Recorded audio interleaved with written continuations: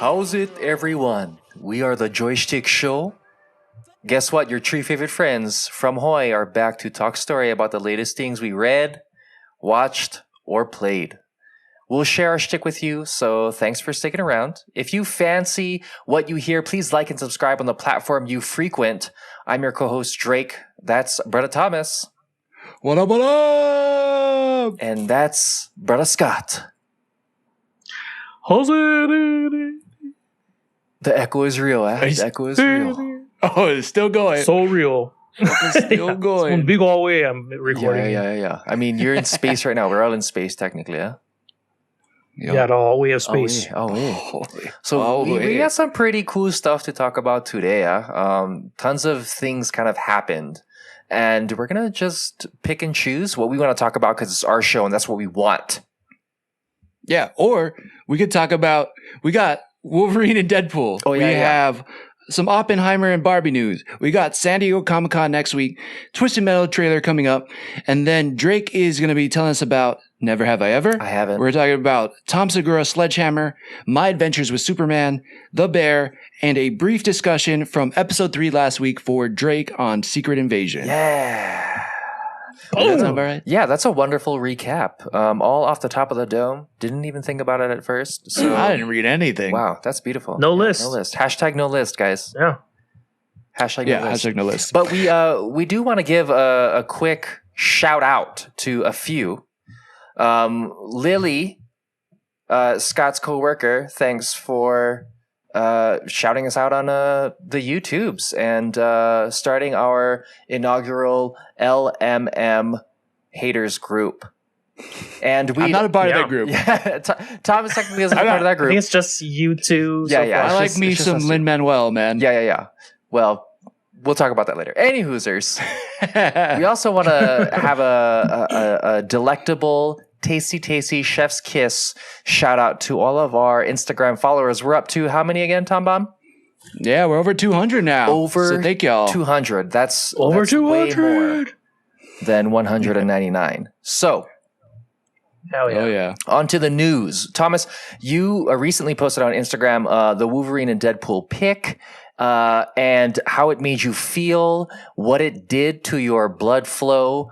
Give us a recap of what that did for you. Absolutely. I mean, first of all, if you have not seen this picture, you probably were not on any social media today because it's going everywhere. But it is a picture that Ryan Reynolds and I believe Hugh Jackman also posted, but it's the two of them walking down a dirt road. Ryan Reynolds in a very classically red Deadpool costume and Hugh Jackman in a very classic X-Men the Animated Series yellow costume. Yeah. So fired up. And I went on a very personal story about when I was a little kid and how I got into comics, which had to do with the X-Men. So if you haven't seen it, go online, go check it out on Instagram or TikTok or YouTube or whatever. But yeah, I don't know. What about you guys? Like, I'm more curious to hear what you guys thought about what that picture drum up for you, if anything. Scott, did that change your outlook? Yeah, I look at life differently. Yeah. Elaborate. It's my outlook on everything. It's super cool. Yeah. It's a beautiful life now. I'm like, who am I even now?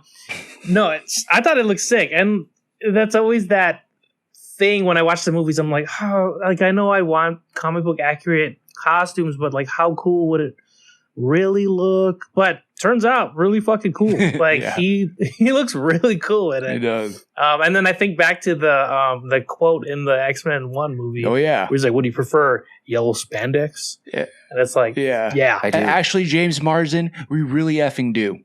Yeah. We really want that. James Marsden. Yeah. He's coming back as Cyclops, Oakley, my words. Juliet's, or he was wearing Romeo's at the time. Romeo's, good call. Yeah. So awesome. I imagine, so what I wanted out of that is I wanted it to be like a short and I wanted it to zoom in on just their gloves, right? And their hands are slowly interlocking.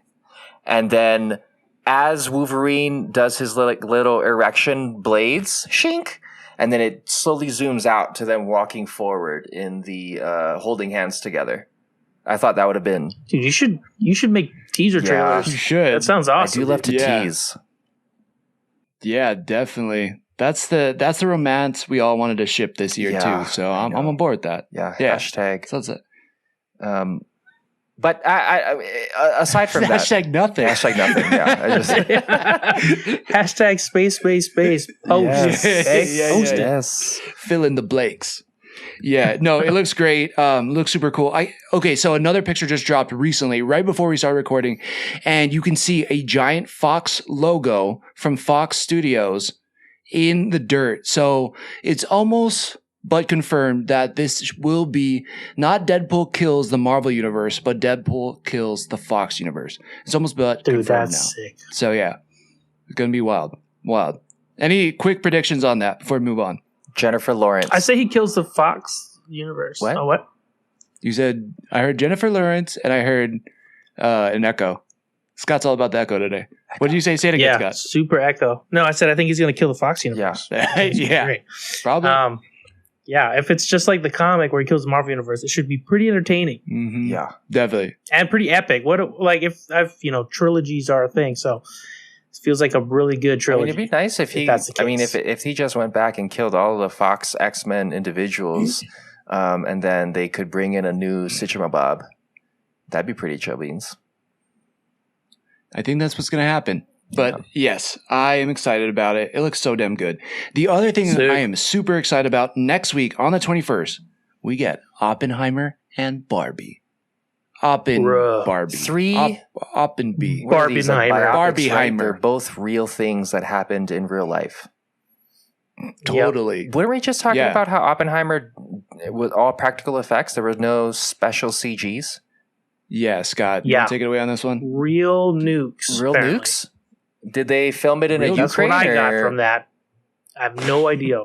I heard that there's no CGI in it. Ouch, Drake. And I immediately think to how they did that. Did they make a mini bomb? Is that what we're hearing? So one of Christopher Nolan's major things, and if you're not listening to Challenge Accepted, you can go over there on that podcast when you're done with this one. We did a Nolan month, and his big thing is he likes to do a lot of things practical, including in Tenet. He really crashed a 747 into a hangar. He used as much minimal special effects as he could for the Batman. That was a high priority for him. And I believe the thing that's going on around online right now is no CGI for Oppenheimer. So from what I've read, he did create a mini bomb that he used a ton of cameras who could film super, super ultra slow motion. And he used that to record the explosions. Interesting. Damn, I can't wait to watch not only the movie, but the behind the scenes footage. Because the Inception behind the scenes footage where he built that hallway that rotated and stuff was like so fun to watch. So I can't wait to see like how we built the bomb and like these are the cameras. Christopher Nolan needs to make an escape room franchise. That's a good idea. Christopher Nolan escape rooms. Oh my God. Oh, dude, each room is like you have Inception, you have Tenet, you have Memento, Dark Knight. Yeah. I mean, that would be $56, but you get a group weight of 150 as long as you have 8 or more people. So make that happen, Christopher Nolan. There you go. You figured it out. Yeah. All right, pricing set. Let's go. There was I watched a thing, and then I tried to look for it, and then I couldn't find it, but I found a lot of articles about it. But apparently Oppenheimer is best watched in a particular way. A lot of people are saying 70 blindfolded in your own home, not actually seeing the movie. Oppenheimer. But it's IMAX 70 millimeter with a dual laser Bob. And there's a lot of things that I don't understand about cameras and how that works. But essentially, the short of it is that typically in movies, you'll see that the screen either comes in or comes down to be able to kind of match the availability of what's being shown. But in order to view it the best, preferably 70 millimeter, there's a list of actual theaters that have this style of what is it called? Film availability, like capability, and the majority of them are in California. Oh, cool! I'm set. But Drake, send over that list. We will. There's one in Arizona. Right on. Send over that it? List. California, Arizona, and we'll put it in the show notes. Yeah. I need to check that out. Check that out. Nice. Yeah. Okay. We'll put it in the show notes so you don't have to hear me rattle off states. Exactly, which is only 2. Never do that again. But they're not relevant. Yeah. Nobody lives there. Cool. A lot of facts. But what are you guys more excited to watch? Oppenheimer or Barbie? I kind of want to see Barbie. Oppenheimer. Well, no, only because Christina and I are going to go to Missouri soon, and Missouri, and she said where we're at, I think they have like an actual IMAX. Here in Hawaii, we have IMAX, but like we've got rid of our like real IMAX screen like some time ago. So this would be the only opportunity to see something in IMAX, you know. And Oppenheimer, if I had to pick, probably pick Oppenheimer over Barbie. But I do want to see Barbie. It looks hilarious. It does. I mean, the cast of Barbie seems pretty chill beans. The nostalgia of it. It almost kind of feels like a Lego movie from the trailers, just because you see Will Ferrell kind of being the boss man of the overlooking toy situation, which Barbie happens to be, and that Mattel Corporation. So it'll be kind of interesting. I noticed that too. Yeah. I thought that same thing. I was like, wow, Will Ferrell always is going to play like the bad boss in these like toy movies now. But I feel like he indicates comedy. When Will Ferrell's in things, you're like, oh, is that a comedy? Yeah. For me, I think it just split right down the middle. I can't decide. I go Oppenheimer, then I go Barbie, then I go Oppenheimer, and the pink carpet from Barbie just looks so fun. I hope definitely. So. Sick. I wonder if they invited Pink to the pink carpet. Or I wonder if she did a song for the movie. No. I wonder if Aqua did, who made Barbie Girl. I'm a Barbie girl. Oh, yeah. Maybe they should just get Alanis Morissette. These are great questions. Wouldn't that be ironic? Why? I have no clue. I just wanted to say, wouldn't that be ironic? Okay. And it'd be sort of related. And hopefully Dude, we would fill it in. I was trying to run through lyrics. I'm like, I know. I was like, I'm a bitch. I'm a bitch. Yeah. Is there Barbie in there? I'm trying to apply that. All right. Well, moving on. Okay. Moving on.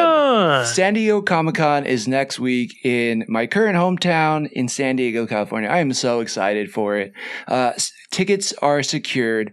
I was hooked up by Giraffe from Strange New Pods. She's so awesome. Check out Strange New Pods if you are looking for a great Star Trek podcast to listen to. So cool, so fantastic. I'm so excited. You can expect next week, if you're following us on social media, whether it is on Instagram, YouTube, TikTok, Twitter, now Threads, Instagram's Threads. You can check it out there too. We're going to be posting a shit ton of stuff going on in San Diego Comic-Con. So check it out there. The other thing is we got a new Twisted Metal trailer. What? Marrow. We got a Twisted Marrow trailer. What did you guys think of it? Scott, tell us what you thought about Twisted Metal. You go first. Okay. I knew it was coming too. I saw it in Scott's face. I was like, no, Drake, you better start this. I'll start it.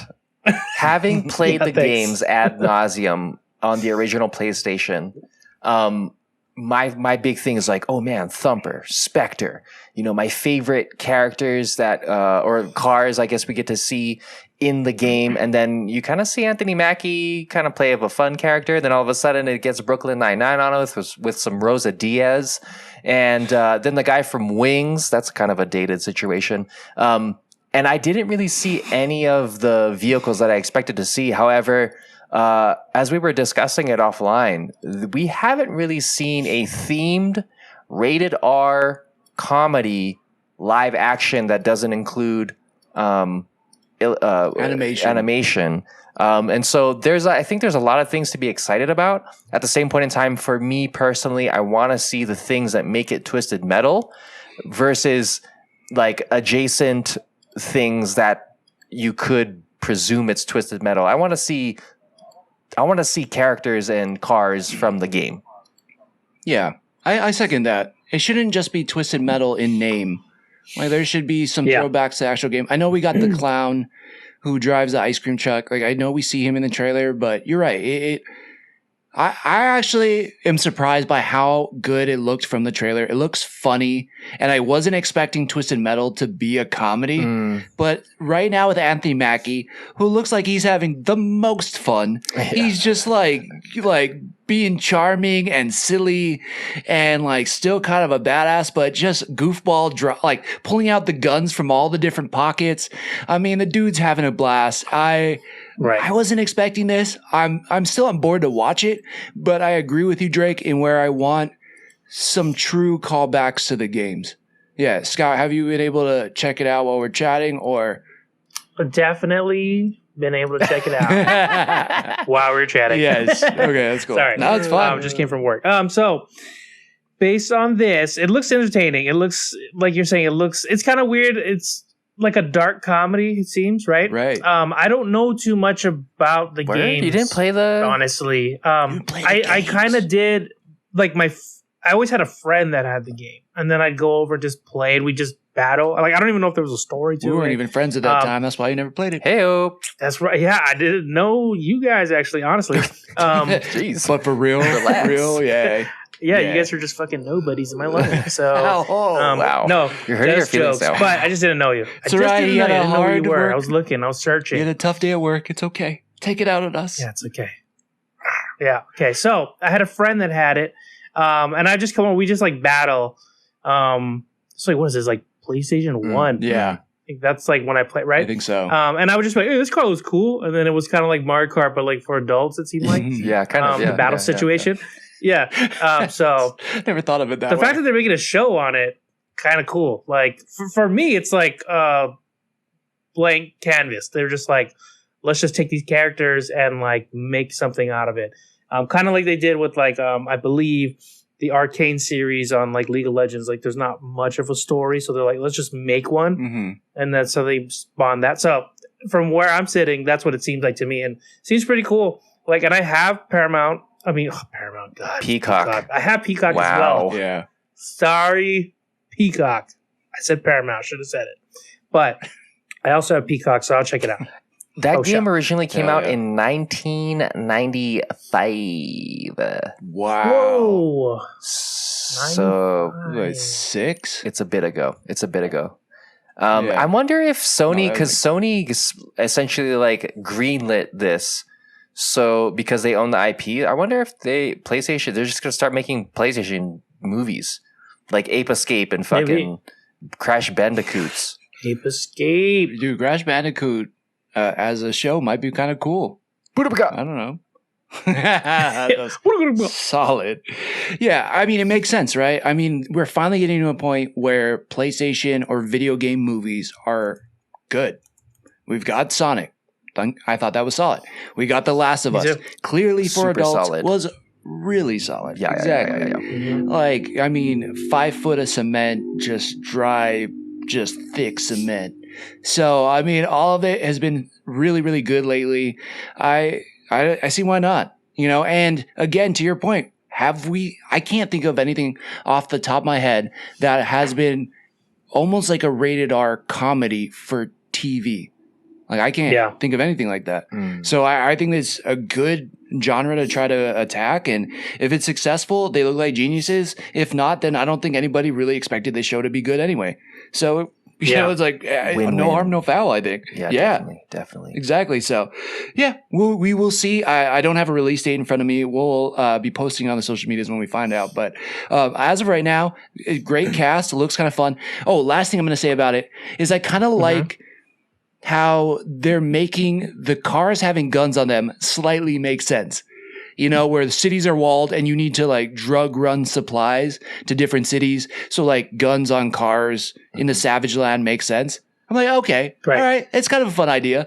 I like it. Yeah. You know, good reasoning behind it. And again, we will see how it goes when it drops on Peacock. You'll be hearing it first when it does. All right. So we are now into reviews. Drake, you saw something on Netflix that I've seen one episode with and said, not for me. What do you think about Never Have I Ever? Never Have I Ever. So it is essentially, what did I think about it? It was the 4th season. I was watching it because my wife watches it, and then she's like, "Why don't you watch this with me?" And I'm like, "Okay." And then I end up getting too much into it, and then I'm like, "Why the fuck are they doing this?" Blah blah blah blah blah blah. I'm too involved. Anywho's, fourth season conclusion. Yeah. I believe of everything to a degree, just because I don't know how they're gonna continue on the series with this, but it's essentially about a teenager who lost her father very early on, so she's going through that, but she's also a Desi character within the world, and she's kind of navigating her life as a teen throughout high school. And in this last season, everything that we kind of touch on in the first 3 seasons kind of culminates, right? She really wants to get into Princeton because that's what her father and her were discussing before he passed away. And then her rival / frenemy / like high school lover, Ben, who's kind of like a protagonist antagonist, they kind of have an off and on thing, and she's trying to, like, you know, she loses her virginity in the first season, episode 4, and there's lots of like cuts to her being in like bedazzled lingerie and things of such. It's a very sexually driven show, which I guess was helpful to continue to watch. But in this, you can kind of see her grow, and there's a lot of growth within the characters. There was a lot of growth in Ben in that first episode. Because he's really swole, both figuratively and literally. So didn't watch it. And what can I say about it? Is that if you enjoy character growth and you know, kind of like a fun comedy teen type situation, wasn't bad. Without giving away too much, essentially, season 4 is just a good culmination of season 1 through 3. If you like watching different cultures kind of evolve and kind of watching that, just imagine watching Miss Marvel, but a comedy and no powers and more bust. That's pretty much the show. Okay. Yeah. And probably older. Yes. I mean, technically. I think everybody's legal on the show. Also, there's a character on there, and her name is Nalini Vishwakumar. She's the mom. She also plays the main antagonist in the Pierce Brosnan movie Outlaws, which is also on Netflix. But you can stream it on other things. Any hoosers. Wow. Also recommended watching after you watch Never Have I Ever. That's good. That's pro level. Yeah. That's pro level reviewing right there, Dre. That's pretty solid. Yeah. Again, probably not for me. I won't be watching it, but you know, it was decent enough for you to make it through the season. The characters, I'm guessing, are interesting enough. It seems really fun in a way. You know, like, I don't know how to say it. It's not my type of fun show, you know, but I could see why it's popular for a reason. It's popular for a reason. Right? Exactly. Right. Yeah. Also, like, Drake, did you want to be Paxton Hall Yoshida? Duh, he's super spicy looking. He's also part Asian. Like, it hits my demographic. You know, he's the king of high school. And in this episode, he kind of, or in this season, he leaves ASU and comes back to school, and so he's kind of struggling with ASU, son. I know. Let's go. He's struggling with you know, being a high school, like, everything, and then, should I have gone back to college? But now I'm back in high school, and now the people who looked up to me don't really look up to me anymore. So there's some things that people could relate to potentially. All right. Speaking of things people can relate to potentially, Scott, tell us about Tom Segura's Sledgehammer. Not his penis, but his special.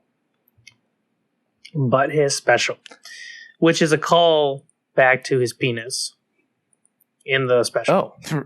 That's why he titled it that. Makes sense. Yeah. Slight spoiler if you want to go into that joke. But I thought overall it was really funny. I liked it. If you like Tom Segura, check it out.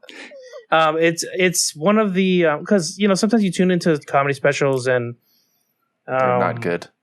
Sometimes I find like they're not good, or I find too, because I like comedy podcasts. There are certain comedians I enjoy watching in conversation more than I enjoy on stage. Okay. Like, I feel like definitely maybe they're still finding, like, because when you see them in conversation, you're like, they're definitely hilarious.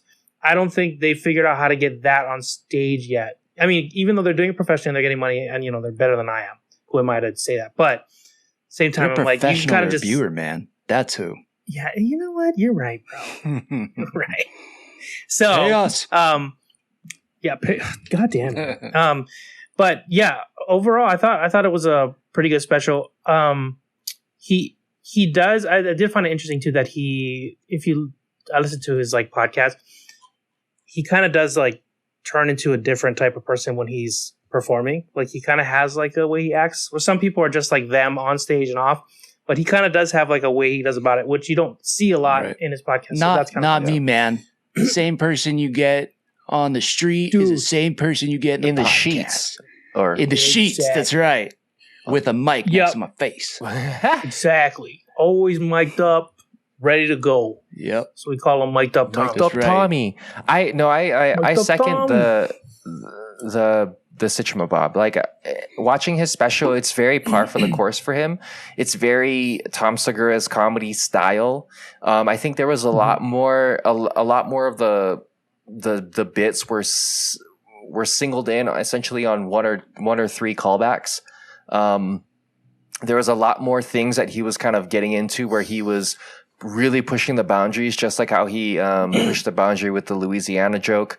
In a couple specials ago, he was pushing the boundary with parental jokes towards kids, which I thought was super hilarious. I know people don't really like that, but it's a fucking joke. So, yeah.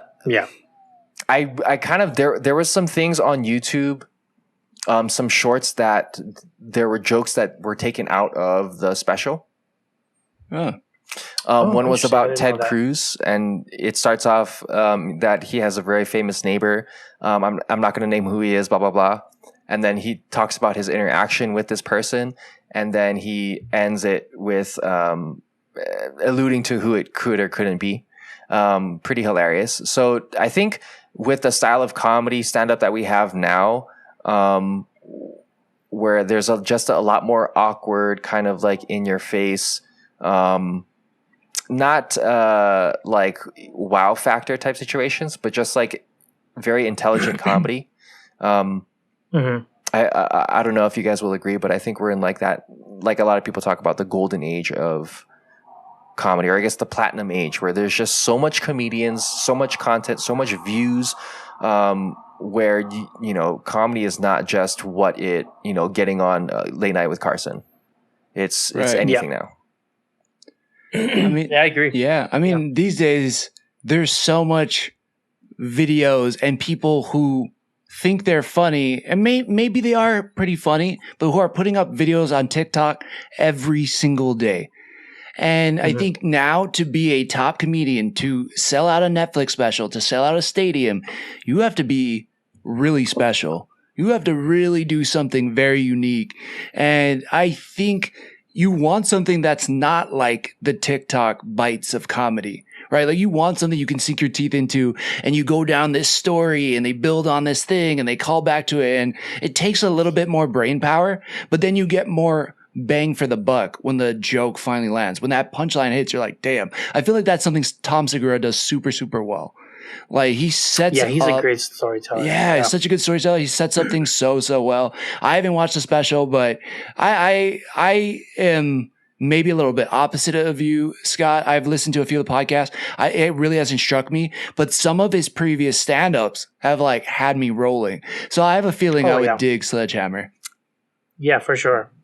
He does a good job too with like kind of just giving you the premise, and then you already like, oh fuck, like, I know where this is going. And then he's like, let me tell you how I'm gonna talk about this premise. And then he does it, and you're like, oh my god, that's so funny. Like you kind of like already know what's coming, but then like you don't know how to. Right, like you fill in the blanks, and that's it. That's it. You're like already on. You sold yourself on the punchline.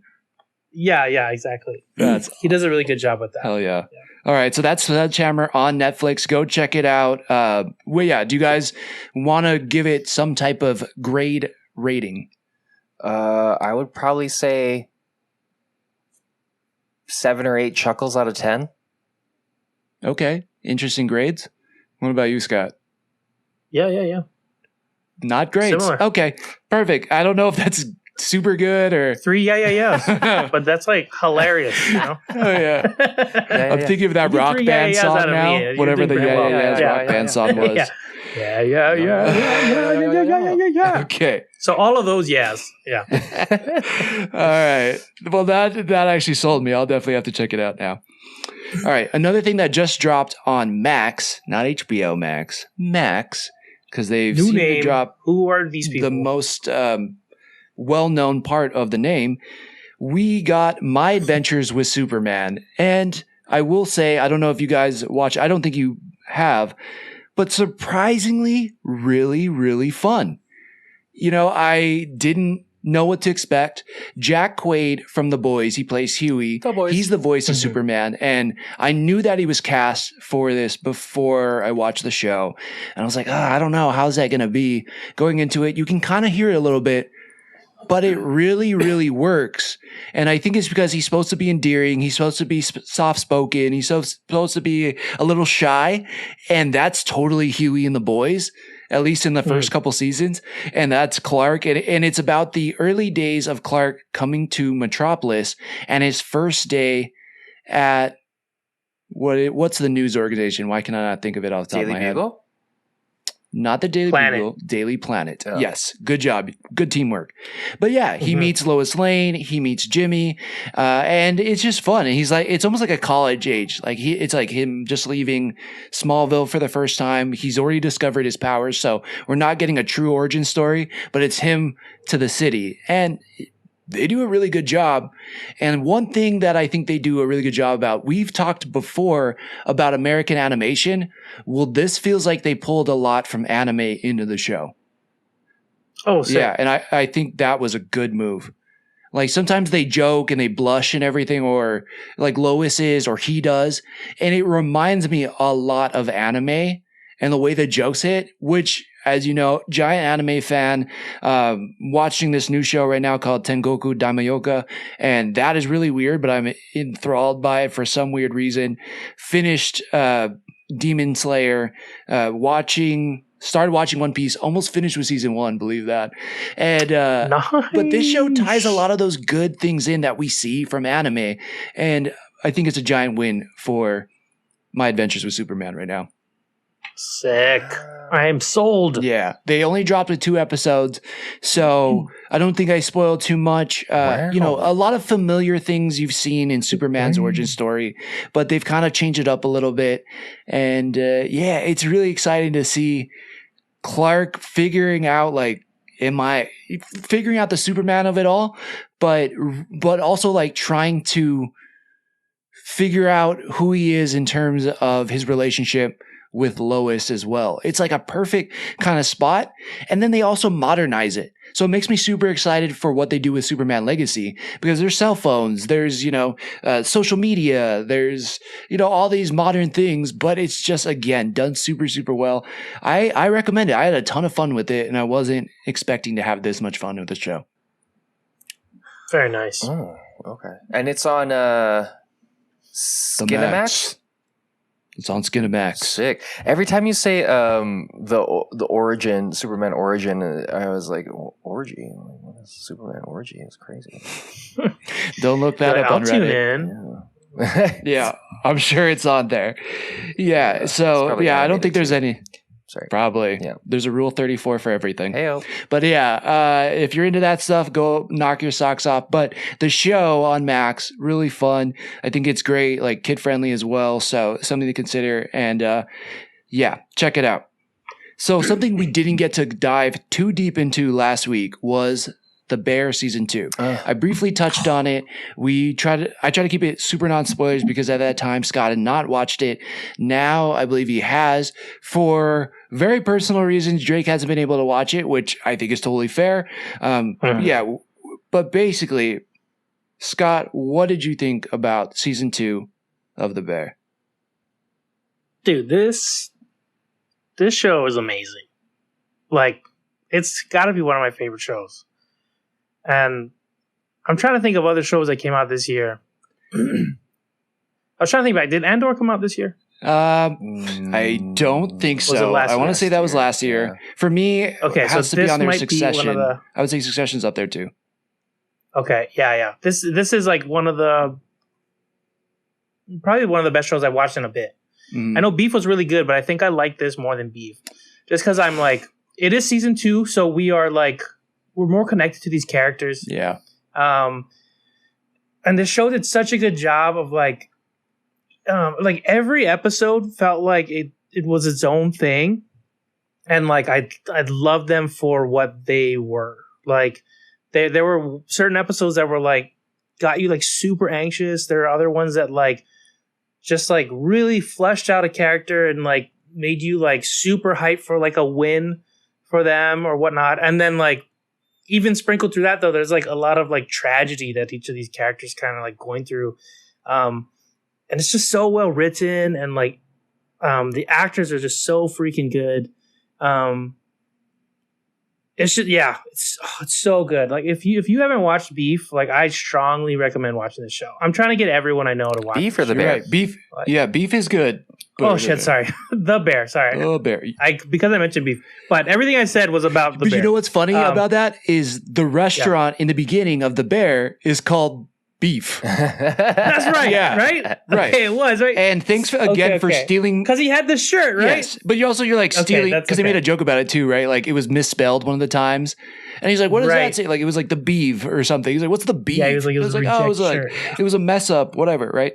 But yes, thanks for stealing my rankings already, Scott. Don't copy me. Wow. I got The Bear at the top. I got your list, bro. I got Beef, and then I have Succession right below that. So those are my top 3 shows already for the year.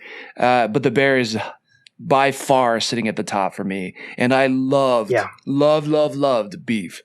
You're so right about it. Characters you would never expect. The pastry chef, I forgot what that guy's name is. He is like this gentleness and like sweet soul, but like just an awesome story. Is it Marcus? I want to say. Maybe it's Marcus. I'm not sure. I think it's Marcus. Yep, it's Marcus. That episode he did with Will Poulter was phenomenal. Yeah, where he's in Copenhagen. Yeah, he comes to Copenhagen, and then Will Poulter's like a pastry chef over there. And just how diligent they all are about the craft, but like these specific things in interesting ways and not what you would expect. And the way he teaches him to care about it. Even with the cousin, right? With cousin Richie. Dude, I love that episode with Richie. Yeah, with, what is it? Ibn Mas Barak. Man, Bachrach, that guy, because he's such a shit. And he's complaining. He's like, why are you trying to make me do all this bitch work and learn from this place? All these guys are snooty. You know, we don't do fine dining.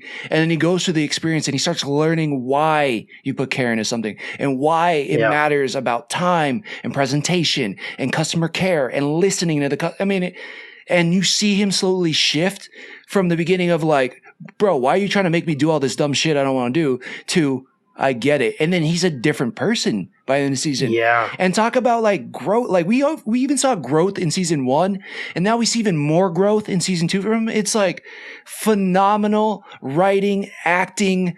Just, it makes you care about things you didn't think you care. Like there's episodes where I was like, do I even really care about this person's backstory? And I watch it, I'm like, that was fucking amazing. So yes, to The Bear season 2. Your take so good. And how the way they do like the way they film certain scenes are like so great. Yeah. Like if looking at the Christmas episode, like the way they choose to shoot certain things to make you feel uneasy, along with the swearing and the ruckus that's going on. John Bernthal went off on that episode. Oh my God, John Bernthal, Jamie Lee Curtis was amazing. She was amazing. Great too. I didn't know Bob Odenkirk was going to be in it. That was fucking great. Odenkirk is the dad. Like John Mulaney's in it. John Mulaney as the brother. I love when he comes. He's like, "Hey, you need help?" And she's like, "Get the fuck out!" And he's like, "Okay," and he like leaves. Like, yes, yeah, it was very. But like, it was great. Like I noticed, like even there was a part where like there's uneasiness and you see them laughing, and like the way it's filmed is like just kind of off, like almost like a scary movie. Ooh, good catch. Like I was like, oh, okay, that's cool. And like, man, and then jumping to like the last episode, like Jamie Lee Curtis when she comes, like, okay, spoilers. She's in the last episode. Maybe I won't spoil everything, but the scene that she has full spoiled, baby. Okay, she comes to the restaurant, but she doesn't fully come in. and like the up close shot on her, like, and like her just going into like why she can't be there and how much she loves them, but she doesn't know how to love them. Mm-hmm. I'm like, dude, that scene was making me tear up. Yeah. And then like then the husband has to go in and and he's put on a brave face, and he can't tell her why. Yeah, I was like, dude, this is like crazy. And then when Richie and Carmi were arguing through the freezer, and they had that shot where it's like you could see just the freezer door, and they're like, I fucking hate you. He's like, I love you. I love you. I'm like, oh my God. Yeah. So good. Every second counts. Every second counts. There was one thing though in the last episode I was... Oh, sorry. No, I was just saying it really did feel like that this season, that every second counted. Yeah, really. There was one thing, and I guess they explain it though, but like, oh man, I was like so frustrated with Carmi when he was stuck in the freezer and he just kind of was flipping out, and he's like let me out of here, and it's like the logic part of your brain is like you know why you're stuck and like you can't get out, and they still need to do their things, right? But then in the end, when when Richie calls him Donna, which is like his mom's name, all right, Donna, he's like, why'd you say that? Like, it's like you start saying like that maybe that mental illness is like it's something he's trying to fight, constantly. But oh man, it's so good. Insider info. A lot of the times you use walk-ins in the industry to kind of like get away.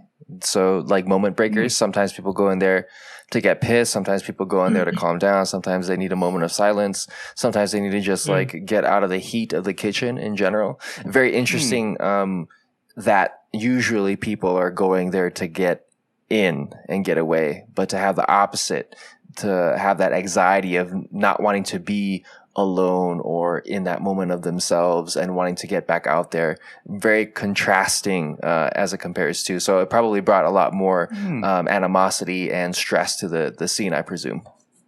Yeah. Yeah, actually, that's a good point. Didn't think about that. Wow, that's some good insight. I didn't know the whole season, they're saying, hey, you need to call this fridge guy and get him to fix the door. Hey, you need to do it. And that's his job. He's like, I'll do it. I'll do it. Like, I don't know how many episodes, but there's at least 4 episodes where like, hey, you got to fix that door. And he's like, yeah, I'll do it. Doesn't do it. And then he gets stuck in that freezer on the biggest night that they have, opening night. This restaurant, unless it starts killing it, makes money in 2 weeks, the shit is gone. It's out of business. So there's all this pressure on him, and he's done a good job this season of like keeping under control. And this is about the first time I feel like this season where he really like lets it rip. Am I wrong? I don't know. I might be wrong. No, I think he was doing well because this season they introduced. No, I think you're right. Like especially this season, there's little flashbacks to like him almost like he could lose it, but then they introduced that that sign language. Yeah. Like I'm sorry, which I like, love that. Which they recognize, like, hey, we're both getting out of control right now. Like we'll talk about this later, or like I recognize what's happening. I'm sorry. And the counter to him, that girl Sydney, I think her name is like Io. Sydney Adamo? Yeah. I don't know how to pronounce her last name. I'm not going to try, but she's fantastic in it too. She's such a good counter to Carmi, Jeremy Allen White's Carmi, like such a good balance. And, you know, Drake, we always talk about communication and how important it is. And like, of course, every horror movie, terrible communication. That's why they all get like, take the wrong corner, go down a dark alley, go to a place where you're definitely going to go and get chopped up. Well, this show is like, it shows how also, and you've talked about this from real life experience, how important communication is in a restaurant. And damn, do they stress it, and they can show you how easily it can break too. And even if you think you're good at communicating, well, maybe to the outside world or to everybody else, you're not. And I think that's an important message, not to get like too deep and too serious, but it's like, truthfully, we all think we're good at communicating, so to speak. And even if you've been practicing, you think you're good at it, but it may not be that other person's form of communication, which I think is equally as valid, which is equally as important. And I think this show does such a good job of showing that, along with how pressing everything can be. And even if you think you're growing, becoming a better person, becoming a better you, like those old tendencies are still down there, and they can still get you in the right or wrong situation at the right or wrong time, right? And Yeah. Man, so good. The Bear, phenomenal. I can't say one bad thing about this show. And I feel like I've been a little bit more critical on things lately, but I literally cannot think of one bad thing about this show for me this season. It was so damn good. And, like, dude, shout out to Maddie Matheson. I know his role in it is, like, small, but, like, the sprinkled in bits you get for Fac is, like, so funny, or, like, just, like, I guess endearing. Like, you sense that he's just, like, this character that cares about these people so much, do anything for them. And, like I love when he's Beef's of course Kobe. Him and his brother were hilarious. He's Beef's Kobe. Yeah. Man, Shout out to He's so Kobe. great. Shout out to Kobe. We love you.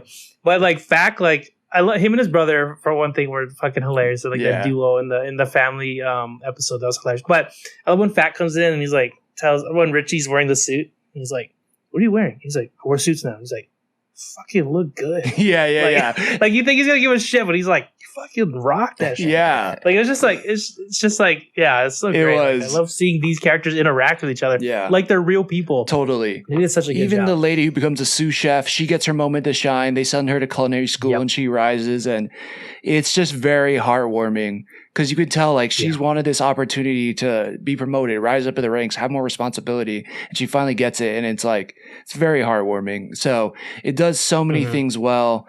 Man. I can't say one bad thing about this show. So damn good. Yeah, me neither. Highly recommend it. Olivia Colman's in an episode. Academy Award winner Olivia Colman's randomly in episode 2 with the cousin. So crazy. Check it out if you have not checked it out. Tell us what you think about Bear. You're going to hear a lot more about it. So I'm going to be comparing everything else I watched in shows to this all year long. The Bears. For sure. I think they're gonna be winning some awards. I love the shorts when where come people that time. are like acting out, like making a box cake, but in the form of like the bear. It's so funny. Yes, chef. Dude, that is so spot on. Yes, chef. That's so funny. Me and one of my coworkers have been doing that. Yeah. To the Ivy room, we're like, order the window, chef. Yes, chef. Oh my god. Like just for fun. Totally. Christina's like, hey, did you feed the dogs? Yes, chef.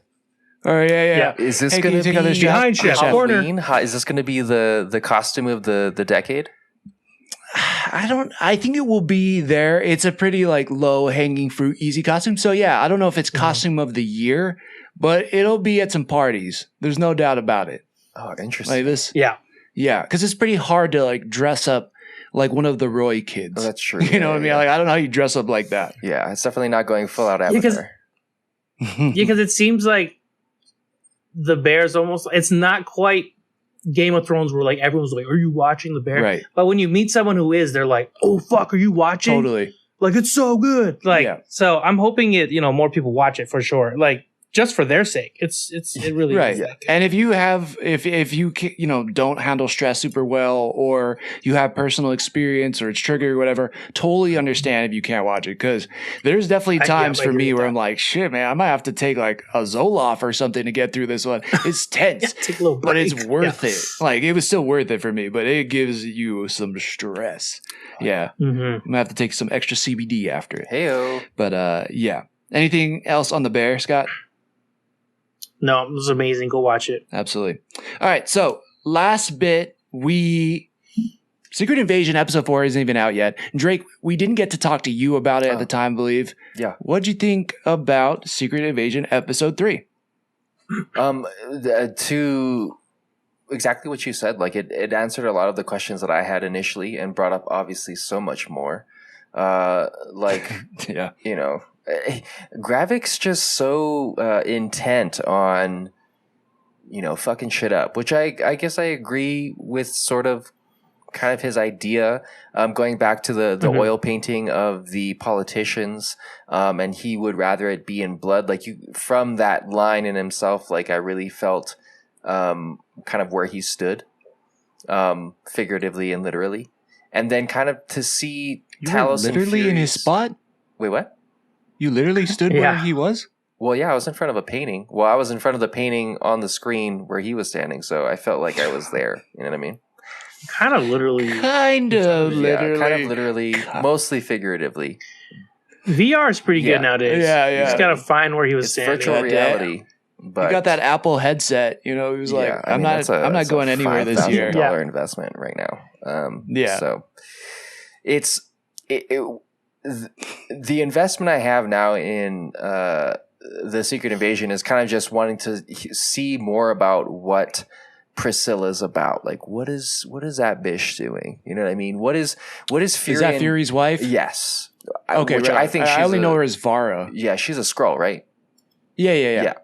And then kind of Talos and Fury's relationship seems very interesting. Like, they could do like a buddy cop situation and I would watch it completely. And to kind of see Talos push to the edge and kind of Fury having to make his way back through kind of the entanglements that he got himself into by being up in Saber for so long.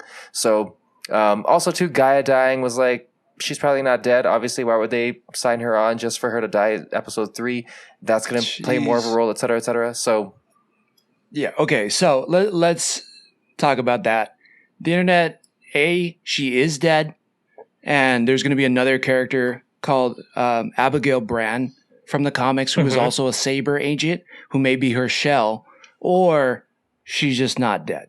And I was leaning, right after I saw it, I was like, nope, don't buy that for 1 second. She ain't dead. Same. And I was like, instantly. Yeah. But if the online rumors are true and she is dead, I could see them pulling the Abigail Brand character in, because she has a lot of comic book history. She can be in future operations. She might even be in the Marvels.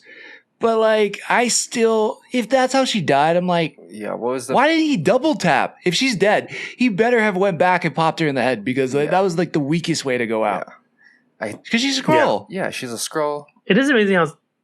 Oh, sorry. It is amazing how sometimes, like, just the way things are filmed, I'm like, it didn't feel like it had enough like, for this character. Totally. Like, like when in the first episode where Maria Hill, Robin dies from Robin Scherbatsky from Metro News 1, when she dies and they play the music and you're like, oh fuck, I think she's dead. Totally. Like even though you don't want it, but this one I'm like, I don't know about that. I was kind of like, right. Nah. Yeah, it just felt so weak. Kobe Smulders. Yeah, Kobe Smulders. Maria Hill, R.I.P. But yeah, I like Gravik, and the more I see a Gravik, the more I'm digging him. I mean, truthfully, you were talking about Talos and Nick Fury being a buddy cop. I feel like that's what it is. Like, I feel like this is a buddy cop show. It's Fury going around with his buddies and trying to figure out how we gonna stop this. And that's what it is. Like, series of friends. It was Maria in the beginning, and then it was Talos there too, and it'll continue being Talos. But they could chew up as much scenery as they want for me, and I dig it. I think they're so phenomenal, both those guys, and then together, it's just like they're killing it. I just want to see together. They're like Nick Cage and what's his Pedro name? Pascal. Pedro Pascal. Yeah, where's Nick Cage like looking over in the convertible, and Pedro Pascal just turns in his face. Yeah. Dude, okay. It's the pairing you never thought you knew you wanted. That's the next video I'm putting on TikTok. If you're not following us there, you better. But yeah, man. Totally. It's so good. Drake, sorry. I cut you off there. Anything else that you wanna? What else did you think about the ending of the episode? I kind of just want to know what Priscilla's doing. She's just super sneaky. Yeah. I want to get in, I just want to see what's going on in that situation. You trying to screw over the person that you care about, or that you say you care about, Nick Fury, when you showed us so much flashbacks of how you guys fell into this intimate relationship? Yeah. Let's talk about that. Do you think she has flipped on Fury and is now working with Gravik, or do you think she's a double agent? I guess a triple agent? Quadruple agent? That would be the math, but for some reason, double agent. Yeah, one super double agent. Oh, wow. Okay, follow me, yeah. But then, for real, like, do we think that she is pretending to work with Gravik, but then really trying to screw him over, grabbing the gun so that she can kill him and end it? Which way are we leaning? I think she's still with Fury. Okay. Because I know they talk about, like, he's been gone for so long, but how long do Skrulls live? Well, I mean, Talos is like 140 something. He's like, I'm only middle age. That was a terrible Australian accent. The fact that you nailed it. The fact that he's only been gone for Nick Fury, it feels longer than it should feel for her. So I know he's been gone for a long time, but really it's not that long in comparison to how long she's been living. So I think, if they do love each other, then it would exist stronger on her end, maybe. Because it seemed like they were both really I in love, agree with that. Good point. Only because it adds more depth quadruple to a potential loss, right? Assumedly, Nick Fury's character, and then how it's gonna play out with the Thunderbolts and things and such. This show in itself has been very atypical of Disney, where we're just seeing straight up murder, right? And so to see kind of Priscilla be on Fury's side, go to the dark depths, and then for Fury to lose even more would be kind of compelling, and a setup for the following. So I will agree because I would love to see kind of that drama unfold. Yeah, origami style or reverse origami style. I was like, what do you want to grab? Nice. But double super origami style. Yeah, quadruple. Huh? Yeah. But yes, but okay. Let's say he experiences this great loss. He's trying to reclaim sanity and safety in the world from the Skrulls. Now this all ends. And we get to the Marvels, and he's in the Marvels. Does he go back to goofy, silly, like Kamala Khan, Miss Marvel Fury? I don't know how I'm gonna feel about that. Yeah, I don't know. You can't be all serious. The world's in threat. My friend got killed. My wife's got killed. And now, hey, it's all good. What's up, Miss Marvel? That's not gonna work for me, So they gotta tread lightly on what they do with this ending for it to be palpable for me going into Miss Marvel. Mm-hmm.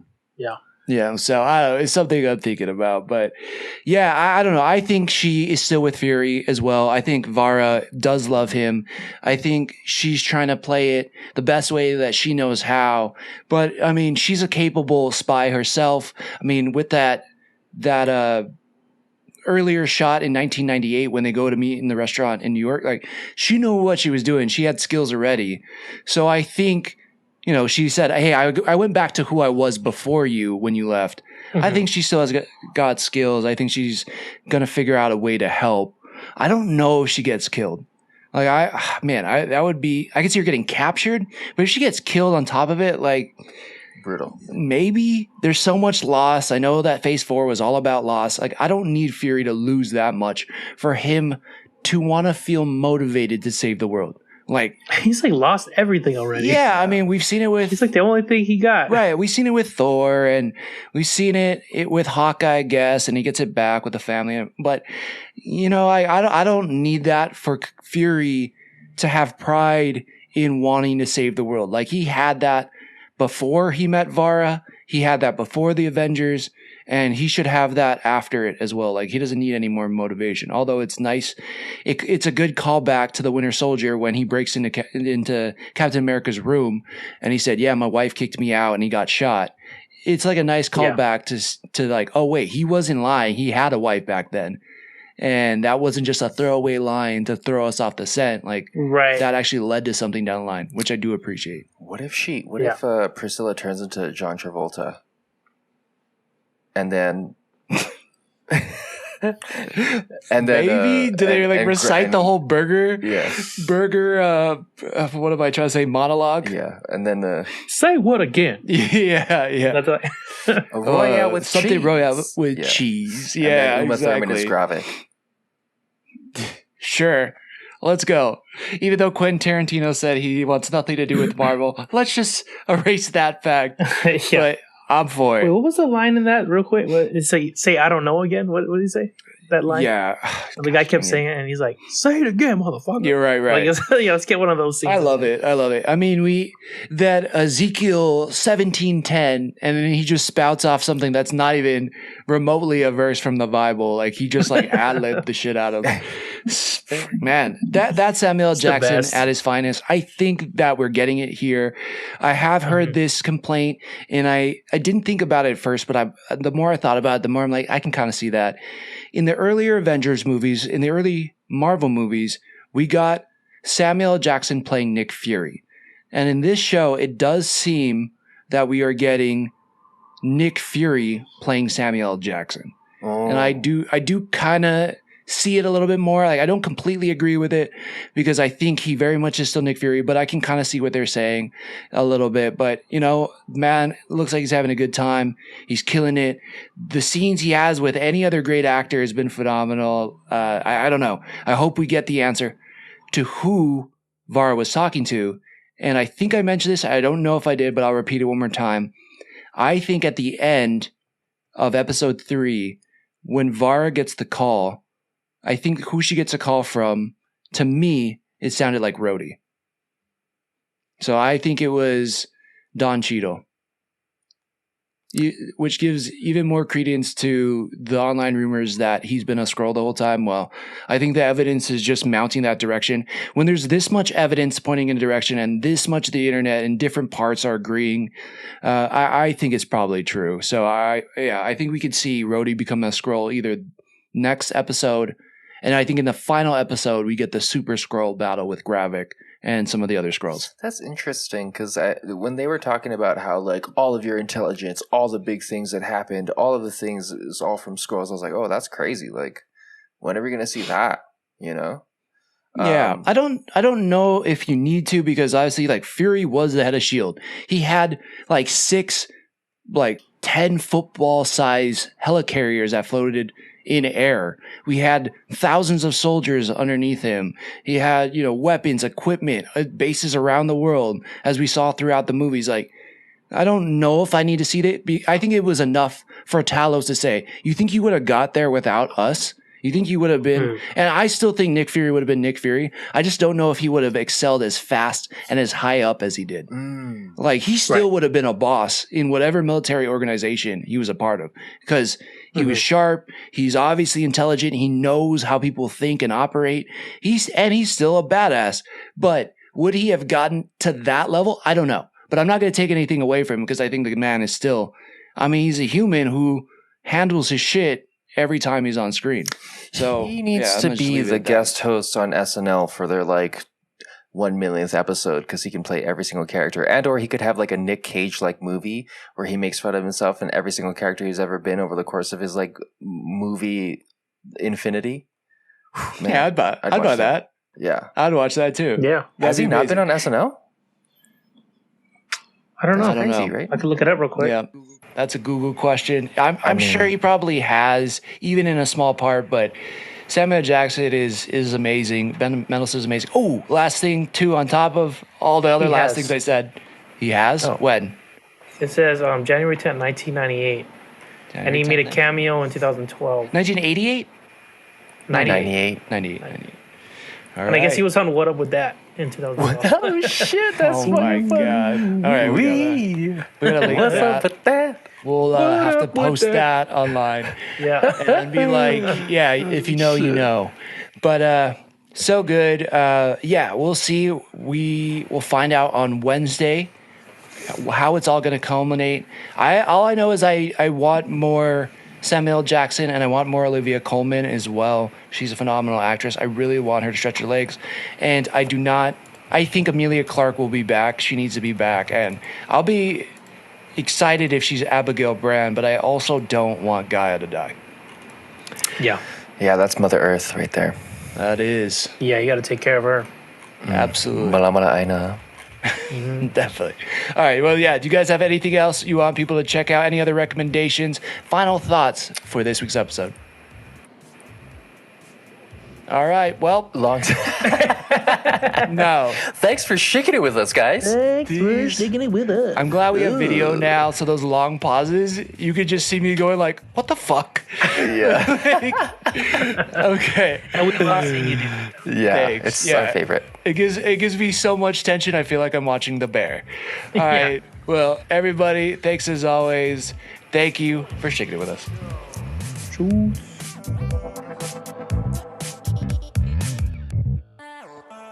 Joy Schtick Show.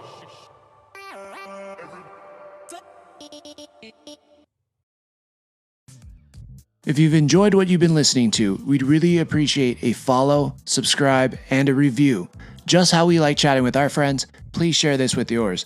Feel free to join the squad and follow us at JoySchtickShow, Joy Schtick Show on Twitter and Instagram, or anywhere you listen to podcasts.